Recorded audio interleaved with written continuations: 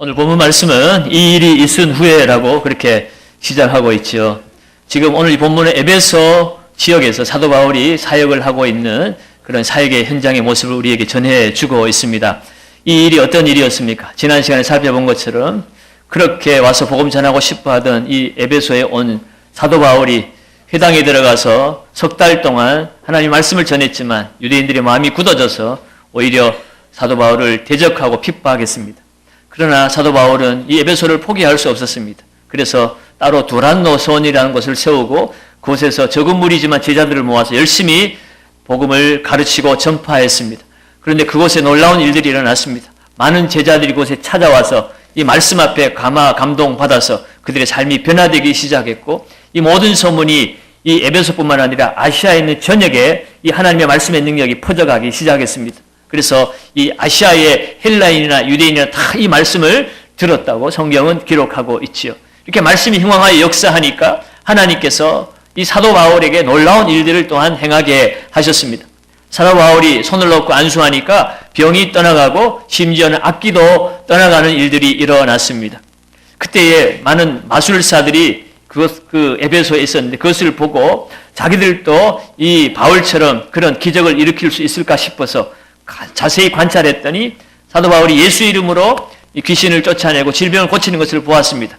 그들이 흉내냈지요. 그러나 오히려 흉내낸 자들이 귀신에게 덮여 씌어서 상처나고 그리고 도망을 치는 일들이 벌어졌습니다. 그리고 나서 그들이 확실하게 깨달았습니다. 아, 예수는 많은 신들 중에 하나가 아니구나. 예수의 이름은 많은 신들을 이름을 힘입어서 그렇게 말하는 어떤 주문이나 주술적인 것들이 아니구나. 내 죄를 고백하고 천지의 창조주 유일하신 하나님 아버지 앞에 내 죄를 해결받을 수 있는 길은 하나님의 아들이신, 그래서 내 죄를 위해서 이 땅에 오셔서 날 위해 죽으시고 부활하신 예수 그리스도를 믿는 길밖에 내가 구원받을 수 있는 길은 없구나. 그들은 그렇게 깨닫고 나서 그들이 평생 의지하에 살았던 마술책들을 다 끌어모아다가 다 불을 살라버렸습니다. 그 마술책들을 모아보니 그 가치만 해도 은 5만이나 되는 가치가 되었다고 그래요. 이 말씀이 흥황하여 세력을 얻으니까 이런 영적인 변화들이 일어났습니다. 사회가 변화되었어요. 사람이 변화되었습니다. 이러한 놀라운 일들이 에베소와 또 에베소를 중심으로 아시아 전역에 복음이 확장되어져 가니까 사도 바울은 이제 다른 꿈을 꾸기 시작합니다. 사실은 사도 바울이 이 3차 전도여행을까지 다니면서 가장 오래 심혈을 기울이고 애를 쓴 곳이 에베소예요. 고린도 지역에서는 1년 6개월이라는 기간을 그곳에서 사역을 했죠. 그것도 다른 지역에 비하면 상당히 오랜 기간 그곳에서 사역을 했는데 에베소는요 무려 3년이라는 기간을 에베소에서 이 두란노 소원을 중심으로 사역을 했던 곳입니다. 그렇게 애착이 있었던 곳인데 이제 사도 바울이 보기에는 이 복음으로 말미암아 에베소에 놀라운 그런 부흥의 역사가 일어났습니다. 이제는 교회와 다른 제자들에게 맡겨두고 그는 이방인의 사도로 부름을 받았기 때문에 주님 우리에게 명령하신 땅끝까지 이르러 복음 전하라는 이 복음 사역에 순종하기 위해서 오늘 본문의 말씀을 보면 그는 마게도니아를 거쳐서 예루살렘에 들렸다가 이제 로마도 보아야 하리라 라고 꿈을 꾸고 있습니다. 마게도니아는 2차 전도 여행 때 세웠던 교회들이 있는 곳이죠. 그래서 그 교회들이 잘 있는가 한번 둘러본 연후에 이 예루살렘에 가서 이 전도 보고도 하고 또 예루살렘에 필요한 부조도 하고 그렇게 해서 이제 로마로 가기로 결정을 하는 것입니다. 왜 로마로 가야 할까요? 로마는 당시 로마 제국의 수도였습니다. 정치, 경제, 사회, 문화 모든 것의 중심지가 로마입니다. 그래서 여러분 지금까지 사도 바울이 이 아시아와 또 마게도니아, 아가야의 중요한 도시들을 거점으로 복음을 전했지만 정말 복음으로 변화되어야 될 곳은 로마였습니다. 로마가 이 에베소처럼 그렇게 영적 부흥을 경험하고 변화된다면 거기에서 변화된 지도자들이 세계 각곳에 나아가서 세상을 변화시킬 것 아니겠습니까? 그래서 로마는 사도 바울의 꿈이었습니다. 로마로 가기로 하고 그래서 로마에서 마침내는 당시의 땅끝이었던 서바나지요 스페인까지 가서 복음을 전하는 것이 이 사도 바울의 꿈이고 계획이었습니다. 사도 바울이 이렇게 꿈을 꾸고 먼저 디모데와 에라스도를 마게도니아로 떠나보내고 이제 자기도 가려고 아시아에 잠시 머물러 있었는데 그 사이를 참지 못하고 원수 마귀가요 사탄이 이 사도 바울의 발목을 잡기 시작합니다. 합니다. 왜냐하면 사도 바울이 로마로 가고 세계 복음화가 진척되어지면 가장 피해를 입고 가장 마음이 아픈 것은 원수 마귀이기 때문에 그래요. 그래서 이 사도 바울을 잡아두기 위해서 이 에베소에 문제를 일으키기 시작합니다. 바로 데메드리오라고 하는 사람을 충동질을 해서 아무 문제 없이 이제 잘 이루어질 것만 같았던 에베소 교회에 아주 큰 문제를 일으키기 시작한 것이에요. 이 데메드리오라고 하는 사람이 어떤 사람이냐면 이 에베소에는요 아뎀이라고 하는 큰 신전이 있었습니다. 이 헬라인들은 아르테미스라고 불렀고 로마인들은 다이아나라고 불렀던 여신입니다. 이 다이아나, 아르테미스는 제우스의 딸로서 풍요와 다산을 관장하는 그런 신이었는데 이 에베소에는요 이 신전이 얼마나 컸던지 가로 세로의 길이가 120m와 60m나 되는 아주 장대한 신전이었습니다. 그래서 이 고대 세계의 7대 불가사의라고 하는 건물들이 등장을 하는데 그 중에 하나가 바로 이 에베소의 아데미 신전이었습니다. 그래서 이 아시아와 로마 제국 안에 이 풍요와 다산을 관장하는 이 여신을 숭배하는 많은 사람들이 있었습니다. 그러다 보니 이 신전에 종사하는 사람들도 많았고 이 신전에 와서 참배하는 그런 순례객들이 많았기 때문에 자연스럽게 이 신전 중심으로 상권들이 형성되기 시작합니다. 각지에서 몰려오는 사람들을 재워줘야 될 숙박시설이 필요하죠. 그들을 먹고 그들이 살 수 있도록 음식을 제공하는 식당들이 필요하지요. 다양한 그런 사람들이 이 신전 중심으로 벌어먹게 됩니다. 그런데 그 중에서도 가장 세상 말로 짭짤하게 수입을 가졌던 사람들이 은장색이라고 하는 거예요. 은세공업자들입니다. 이 참배하는 사람들이 이 에베소 신전에 와서 이 은으로 이 에베소 신전 모형을 만들어서 그것을 함에 담아서 그것을 부적처럼 그것을 사가지고 갔어요. 그래서 그것이 아주 잘 팔렸거든요. 그 은으로 만든 신전 모형을 만드는 은장색들, 은세공업자들이 여기에서 돈을 많이 벌고 있었습니다. 그런데 여러분 이 에베소의 영적 기상도가 바뀌기 시작하지 않았습니까? 마술사들이 책을 다 불사르고 이 사람의 손으로 만든 것 이것은 다 우상이다라고 그렇게 가르치기 시작했습니다. 그러다 보니 이 사람들이 위기감을 느끼기 시작한 것이죠. 그래서 이 데메드리오가 자기가 동정업에 종사하는 이 직공들과 이 은세공업자들을 불러 모으고 이야기를 합니다. 25절, 26절에 그러한 이야기들이 나와요. 그 내용은 그렇습니다. 우리가 이제까지 풍족한 생활을 했는데 그것이 바로 이 아데미 신전에서 우리가 이 우상을 만드는 이것으로 인하여 우리가 풍족한 생활을 했는데 이제는 그런 생활을 하지 못하게 되었다라고 하는 것이 그 내용이었어요. 그러면서 자신들의 이 불안한 마음을 감추고 이 문제를 해결하기 위해 사람들을 불러 모아서 선동하기 시작합니다. 그런데 이 선동의 내용이 이렇습니다. 27절을 한번 읽어봅니다. 27절입니다. 우리의 이 영업이 천하해질 위험이 있을 뿐 아니라 큰 여신 아데미의 신전도 무시당하게 되고 온 아시아와 천하가 위하는 그의 위엄도 떨어질까 하노라 하더라. 이 데메드리오의 속마음은 무엇입니까? 지금까지 이 아데미 신전에서 은을 통해서 이 가공품을 통해 가지고 풍족한 삶을 잘 살았습니다. 어려움 없이 잘 살았습니다. 그런데 지금 매출이 막 떨어지기 시작하는 거예요. 에베소 사람들의 생각들이 바뀌기 시작하고 우상 숭배에 대해서 눈을 뜨기 시작하고 그래서 이제는 그 영업에 차질이 생기기 시작하니까 이제 먹고 사는 문제에 대한 걱정을 하던 사람들이 그것 때문에 모였는데 그러나 사람들에게 하는 이야기는 뭡니까? 우리의 이 직업이 천하해질 위험성이 있고 사람들이 우상 만드는 것은 헛된 것이라고 바울이 가르치니 그 가르침대로라면 우리의 직업이 천해질 그런 위험성이 있다. 그 이야기를 하면서 사람들에게 또 뭔 얘기를 하냐면 이 아데미의 신전도 무시당하고 아시아와 천하가 위하는 그 아데미 신전의 위험도 떨어질까 하노라. 핑계는요, 아데미 신전의 위험이 떨어지는 것을 충동질하는 거예요. 자기가 이 사람들 선동하는 가장 근본적인 이유는 아데미 신전의 위험은 중요한 게 아닙니다. 내가 먹고 사는데 문제가 생겼다는 거예요. 내 이익의 수단이 끊겨지기 시작한 것이 그 사람에게 최대의 현안인데 근데 사람들에게는 명목상요, 속마음은 감추고 여러분이 위하는 이 아데미 신전이 위험이 떨어지게 생겼습니다. 라고 그렇게 아데미의 권위를 들먹거리는 것입니다.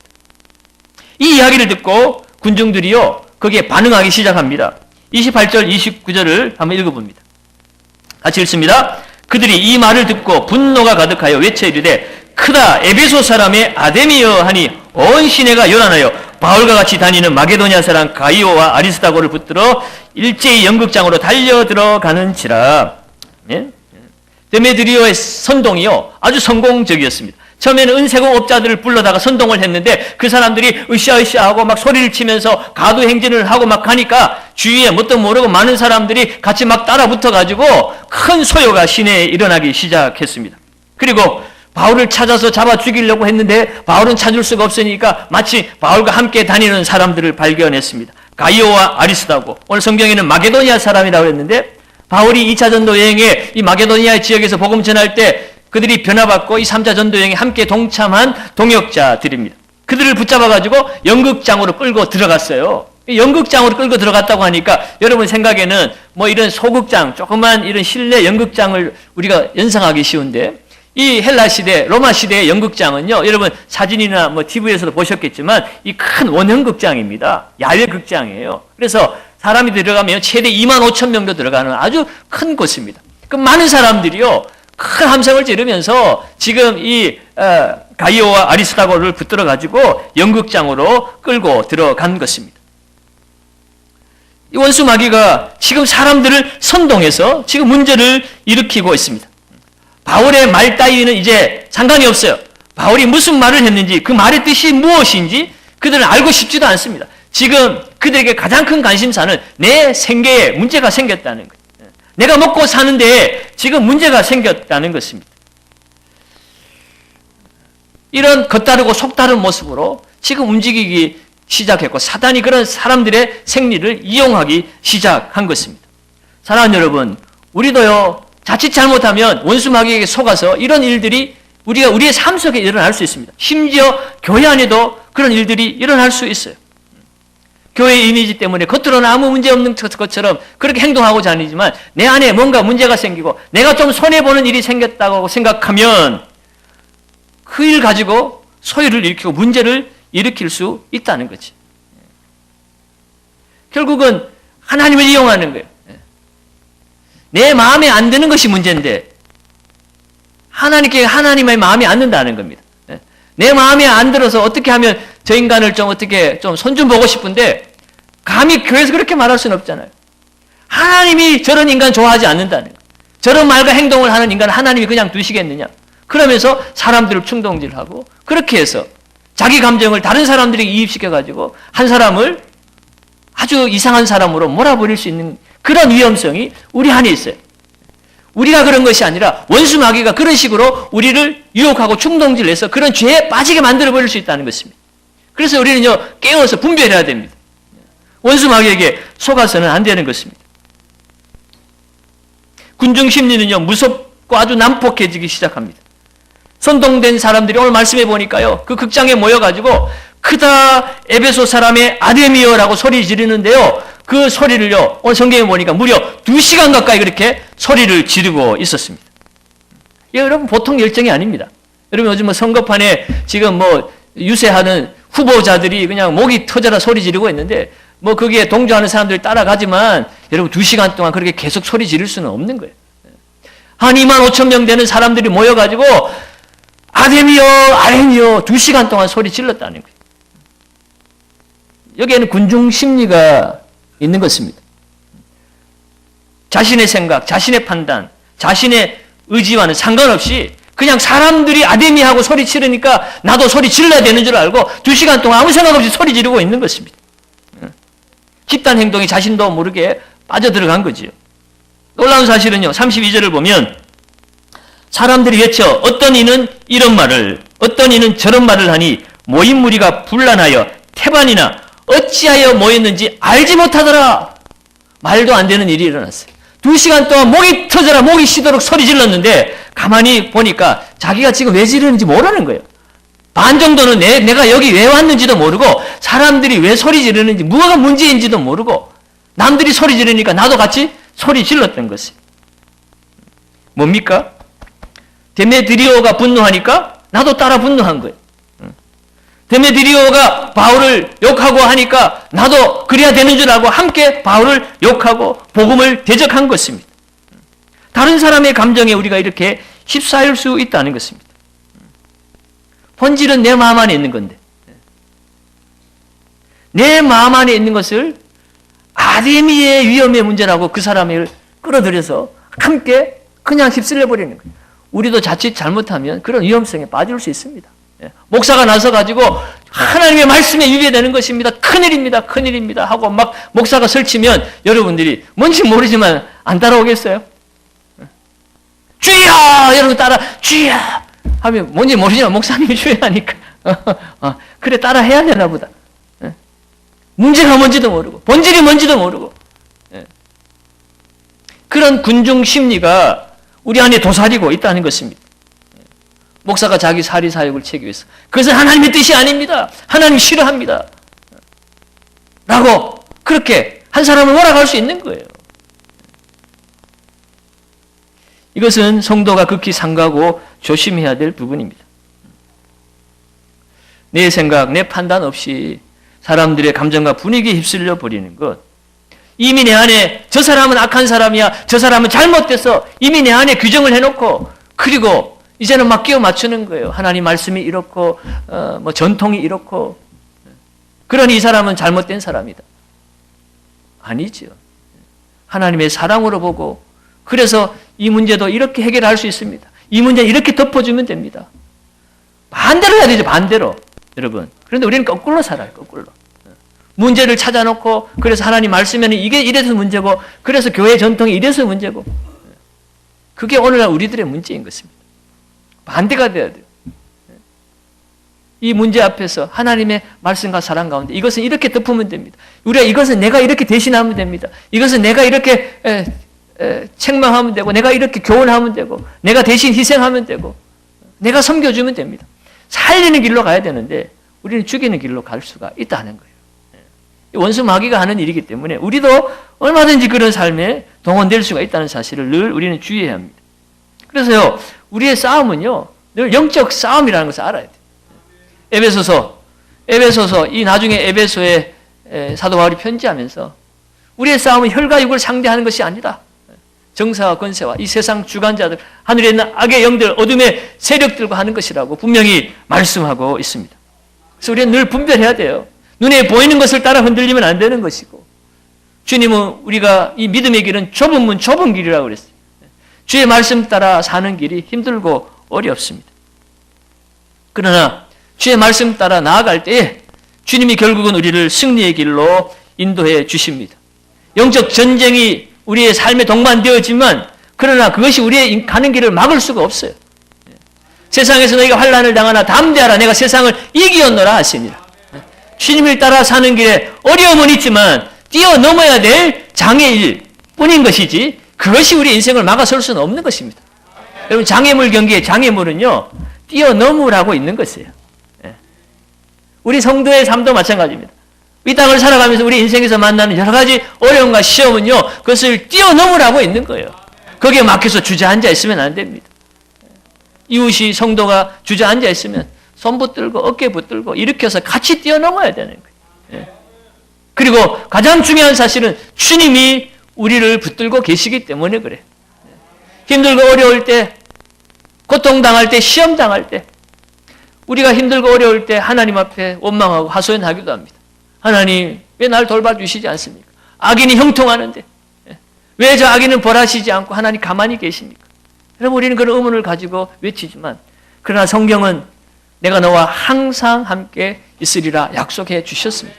그 항상 속에는 내가 고난당할 때 시험당할 때 장애물에 부딪혔을 때도 주님은 함께 하시는 줄 믿으시기 바랍니다.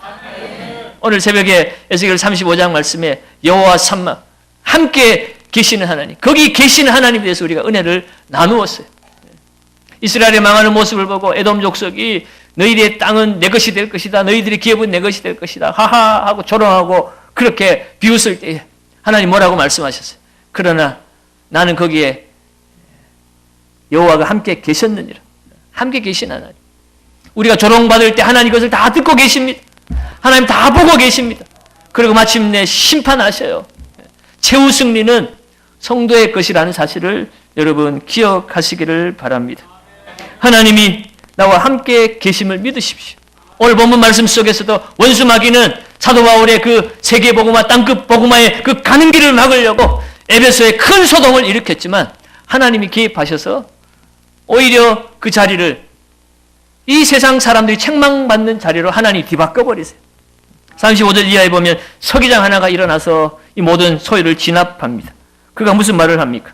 바울 일행이 법을 어긴 적이 있느냐? 신전에서 무슨 도둑질을 했느냐? 아니면 여신을 비방한 적이 있느냐? 그런데 너희들은 지금 뭐한 짓이냐? 그들이 법을 어긴 것이 아니라 지금 너희들이 불법을 행하고 있구나. 무슨 문제가 있으면 재판장에 가져가면 될 것을 왜 이렇게 군중심리 동원해가지고 소요를 일으키고 소리 지르고 있느냐? 지금 너희들이 불법을 행하는 것이다. 라고 40절에 보면 그들의 모인 이 사건을요, 소요 사건이라고 규정하고 있고 불법 집회라고 이야기를 하고 있습니다. 그리고 이 내용이 로마의 당국에 알려지면 그동안 우리가 이곳에서 누리는 이 모든 혜택들은 다 사라질 수도 있다. 오히려 큰 문제가 될 수 있으니 여기에서 그만 흩어져라. 그렇게 해서 깔끔하게 문제가 해결되어졌습니다. 결국은 세상에 아무리 큰 권세, 아무리 시험이 우리를 넘어뜨리려고 해도 하나님이 거기 계시기 때문에 하나님이 해결해 주시는 줄로 믿습니다. 우리의 목적이 바르면, 우리의 비전이 확실하면 하나님이 끝까지 그 모든 장애물을 넘어가게 하시는 줄로 믿습니다. 사랑하는 여러분, 그 신실하신 하나님을 믿으시기 바랍니다. 결국 이 모든 것은요, 하나님의 말씀을 신뢰하는 것에서부터 오는 것입니다. 우리가 하나님을 신뢰한다 하지만 하나님 눈에 보이지 않잖아요. 보이지 않는 하나님의 능력을 우리가 어떻게 경험합니까? 오늘 성경 말씀, 우리에게 주신 하나님이 계시하신 이 능력의 말씀이 오늘 우리를 붙들고 있을 때, 이 말씀을 믿고 이 말씀 따라 나아갈 때 그것이 우리의 삶의 능력이 되고 승리의 원동력이 될 줄로 믿습니다. 여러분, 이 말씀은 그냥 글자가 아니에요. 히브리서 4장 12절에 보면 하나님의 말씀은 살아있고 활력이 있다고 그랬습니다. 좌우의 날선 어떤 검보다도 이 말씀이 예리하다고 그래요. 이 말씀이 얼마나 예리한지 영과 혼과 및 관절과 골수를 찔러 쪼갠다는 거예요. 그리고 사람의 마음을 이 말씀이 판단한다는 것입니다. 말씀은 살아 역사하시는 하나님의 능력입니다. 이 말씀이 우리의 삶 속에 역사하기 시작할 때 우리 마음에 어둠이 물러가고 추잡한 생각들이 물러가는 것입니다. 행여나 원수 마귀에게 우리의 마음이 흔들리고 엉뚱한 일을 하려고 할 때 말씀이 우리에게 분별력을 주시는 겁니다. 하나님을 찬양하고 예배하고 싶은 마음이 이 말씀을 통해 들어오는 것입니다. 이 말씀의 능력을 사도 바울은 알았습니다. 사도 바울을 통해서 그 놀라운 기적이 일어났지만 그 기적의 근원에는 말씀에 있었다고 지난 시간 말씀드렸죠. 성령의 사람 이전에 그는 말씀의 사람이었습니다. 그는 이 로마에 가기 위하여 이 에베소를 떠나면서도요, 사도 바울은 나중에 이 에베소 장로들에게 이런 부탁을 합니다. 사도행전 20장 32절에 그가 나중에 마케도니아를 거쳐서 예루살렘으로 갈 때 잠시 이 밀레도라는 항구에 들렸을 때 이 근처에 있던 에베소에 직접 가지는 못하고 에베소 장로들을 불러다가 이런 부탁을 해요. 사도행전 20장 32절 한번 읽습니다.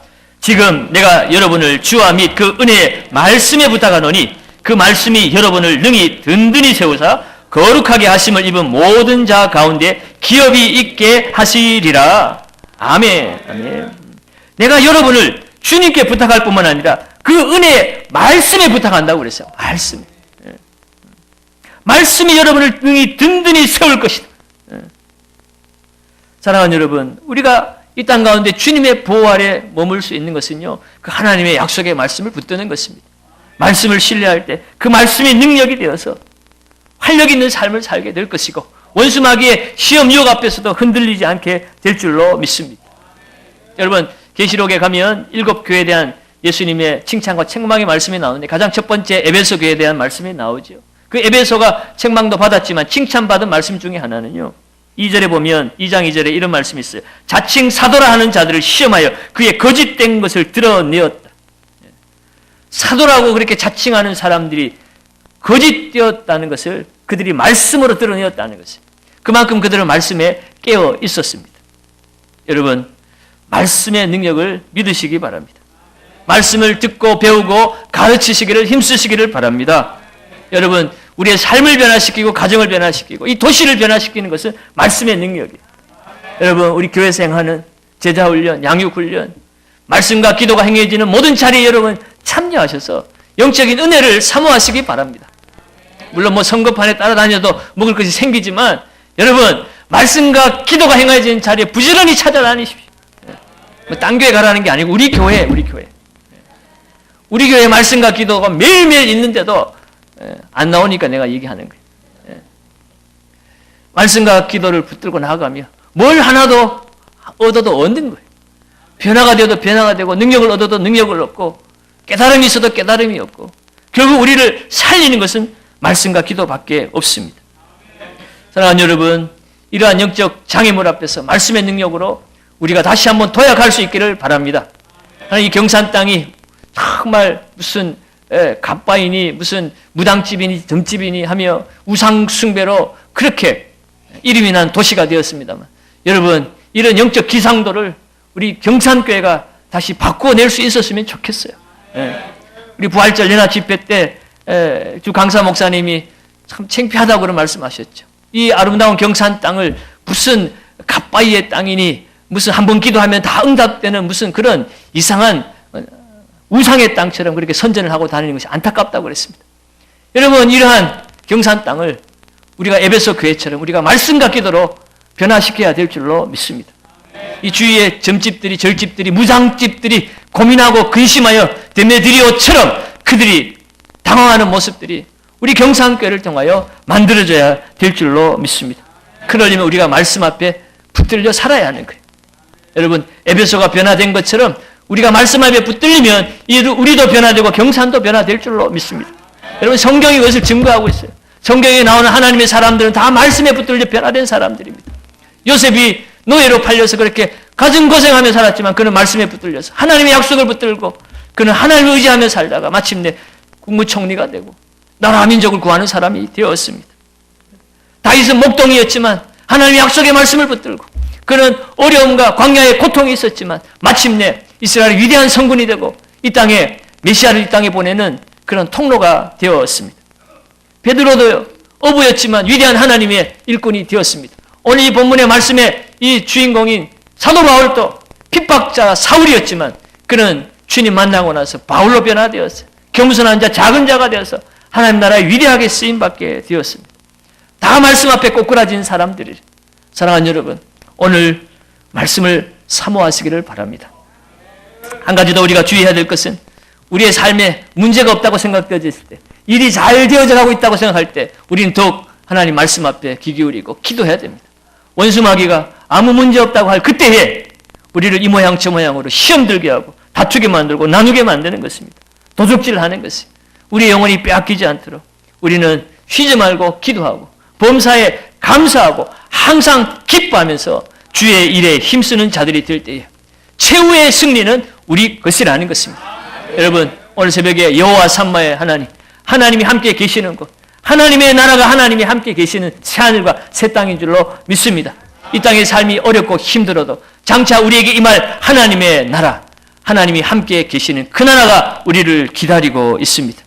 오늘 그 하나님의 나라를 바라보면서 우리 앞에 당한 현실, 어떤 장애물이 있다 할지라도 두려워하지 마시고 주님을 의지하고 말씀의 능력에 붙들려서 그 장애물을 뛰어넘고 하나님의 나라를 살고 이루어갈 수 있는 우리 경산교회 모든 가족들 되시기를 예수님의 이름으로 축원드립니다.